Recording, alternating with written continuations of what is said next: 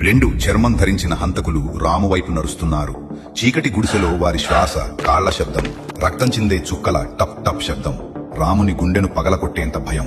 అదే సమయంలో గేటు వైపు నిలబడి ఉన్న ఎలామ్మ కత్తిని గట్టిగా పట్టుకుని భయంతో వణుకుతూ అరిచింది, "వాళ్ళు నీని చంపుతారురా, పారిపో!"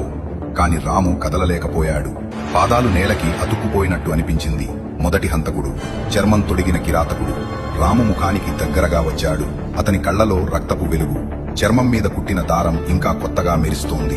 అతను కోడవలిని పైకి ఎత్తాడు. అదే సమయంలో ఎలామ్మ వెనక నుంచి వేరే శబ్దం వచ్చింది, "చంపవద్దు, వాడు మన కావలసినవాడు."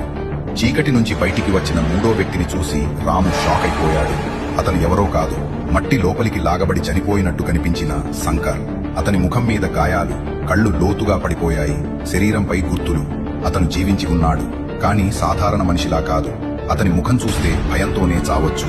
శంకర్ ముందుకు వచ్చి హంతకులిద్దరికీ అన్నాడు, "ఇవాళ రాత్రి పూజకి కావలసిన వాడు ఇతనే." రాము కేకలు వేస్తూ వెనక్కి తొంగిపోయాడు. ఆ గుడిసె గోడలు అతని కేకలతో కంపించాయి. ఎలామ్మ అతని ముందుకు నిలబడి శంకర్ను చూస్తూ అరిచింది, "నీకేమైందిరా? నువ్వు ఎలా బతికి వచ్చావు?" శంకర్ నెమ్మదిగా నవ్వుతూ అన్నాడు, "నేను చావలేదు అత్తయ్య, నన్నే మొదటగా ఎంచుకున్నాడు. ఇప్పుడు నేను వాళ్లలో ఒక్కడినయ్యా." ఆ మాట వినగానే రాము గుండె దడదడాని కొట్టుకుంది. 3 హంతకులు అతన్ని చుట్టుముట్టారు. ఎలామ్మకు అర్థమైంది, ఇక్కడ రక్షణ అనేది లేనే లేదు, పరుగెత్తడం ఒక్కటే మార్గం. ఆమె రామును పట్టుకుని పరుగెత్తటానికి ప్రయత్నించే లోపే బయట నుంచి పెద్ద గర్జన వచ్చింది. అడవి మొత్తం కంపించింది.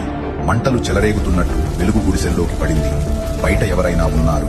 ఎలామ్మ కళ్ళు పెద్దవయ్యాయి. అయ్యో, గ్రామం నుంచి ఎవరో వచ్చారు, కాని వాళ్లకు ఇది చివరి రాత్రే. ఇంకా ఏమీ జరుగుతుందో తెలుసుకోవాలి అని ఉంటే వెంటనే లైక్ చేసి పార్ట్ 6 అని కామెంట్ చేయండి.